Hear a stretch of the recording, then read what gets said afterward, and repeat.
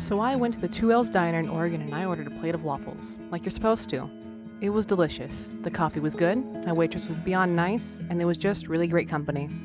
She was a bit older than myself. She was a mother and she wished me well on my road trip from Southern California to Canada.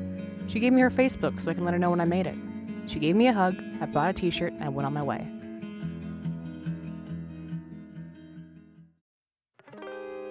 Except, it wasn't the 2L's Diner. It was the Blue Moon Diner. My kind and motherly waitress who served me my waffles and pie wasn't a woman named Joyce Price. And my personal road trip destination wasn't Hollywood for freedom. It was much further north, but it was all similar enough. Now that I finished my big road trip, I realized I kinda did Rachel Amber's dream in reverse. She wanted to leave Arcadia Bay to Hollywood, become a model or actress, and be a different sort of free. Now, ignoring the comics, ignoring Before the Storm, let me just follow this line of thought for a second, please.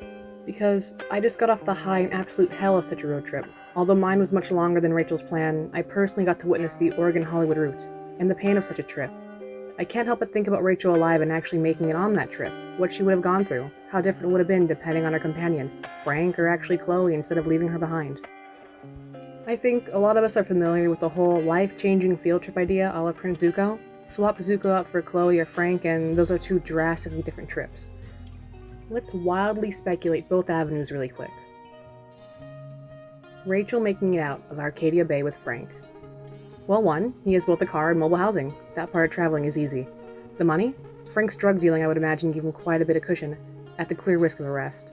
We know he didn't deal lightly. A criminal record and only staying around a small bay city to deal with rich teenagers? Many ways a predator along with dating teen Rachel Amber herself.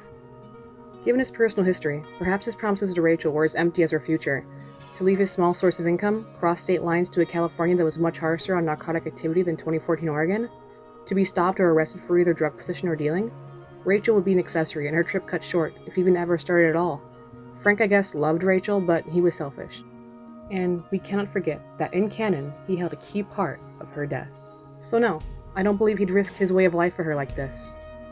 Once again, I'm fresh off leaving my job and hitting the road, so my memory of Frank's canon is a little bit rusty. But I believe Frank was used by Rachel as much as anyone else in her life had been.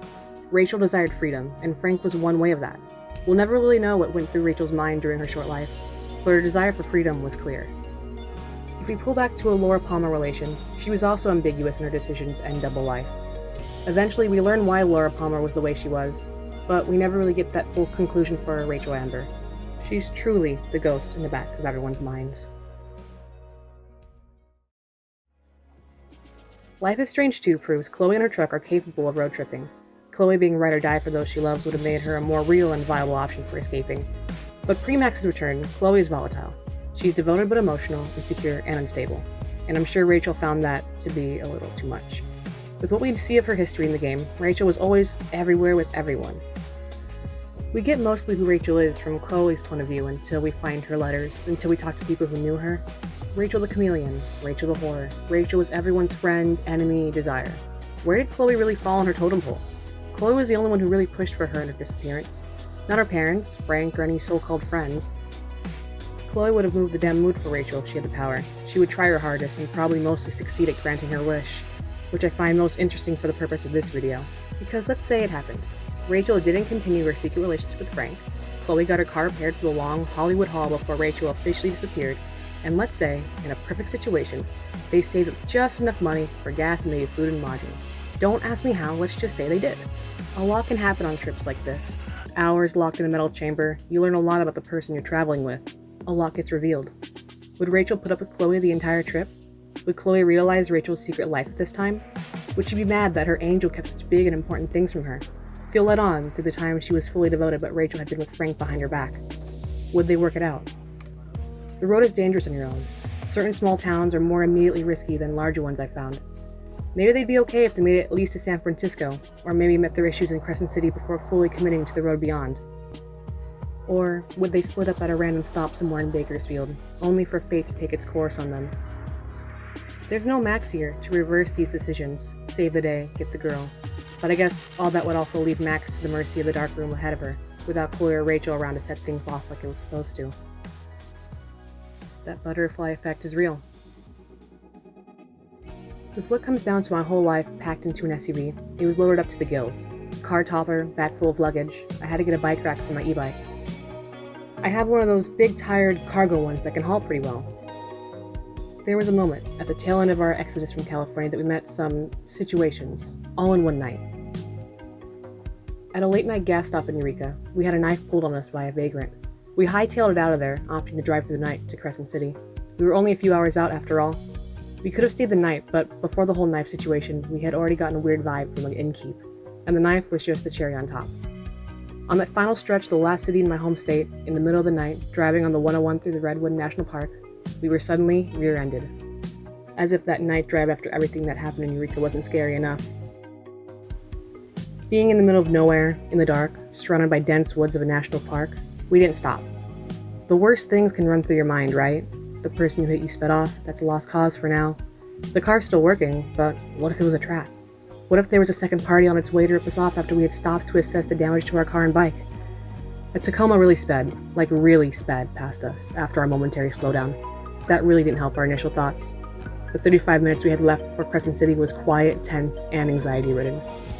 We stopped at the first inn that we saw. Luckily, the night host took pity on us and allowed my cat to stay the night in our room. There were no pets allowed. It was when we pulled up to our room where we were able to fully see the damage from our trip to the woods. My e-bike's front tire was destroyed, my bike rack bar bent inwards, and the back bumper of our car, only a scuff, the taillight untouched. We still had over 3,000 kilometers to travel, and car repairs weren't something we could have stopped for that early in our travel. My bike and its rack saved my car and my trip. The thing is, I almost left the bike behind because I didn't want to spend on a heavy-duty bike rack before such a big road trip ahead of us. That was a permanent choice that could have had drastically different consequences on my life alone. I'd like to call that a butterfly effect.